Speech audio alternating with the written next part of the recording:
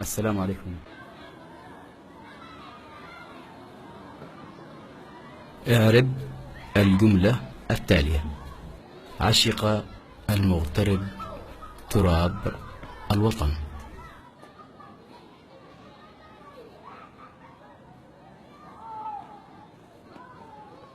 عشق فعل صادق مبني على أمل يحدوه إيمان واثق بالعودة الحتمية. المغترب فاعل عاجز عن أن يخطو أي خطوة في طريق تحقيق الأمل. وصمته هو أعنف ردة فعل يمكنه أن يبديها. تراب مفعول به منصوب، وعلامة غصبه أنهار الدم وأشلاء الضحايا والقتلى. الوطن مضافة إلى تراب مجرورة بما ذكرت من إعراب تراب سابقا. ما لك يا ريان؟ غيرت قواعد النحو وقانون اللغة. إليك جملة أخرى: صحت الأمة من غفلتها. صحت فعل ماض يا أستاذ، ولا على أمل أن يعود.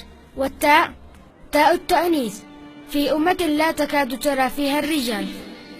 الأمة فاعل.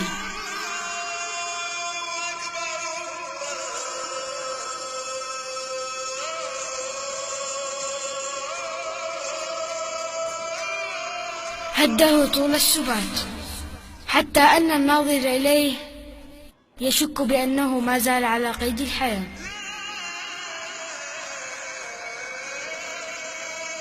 من حرف جر لغفلة حجبت سحبها شعاع الصح.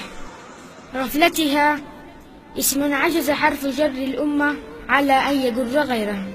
والهاء ضمير ميت متصل بالأمة التي هانت عليها الغفلة، مبني على المذلة التي ليس لها من دون الله كاشفة.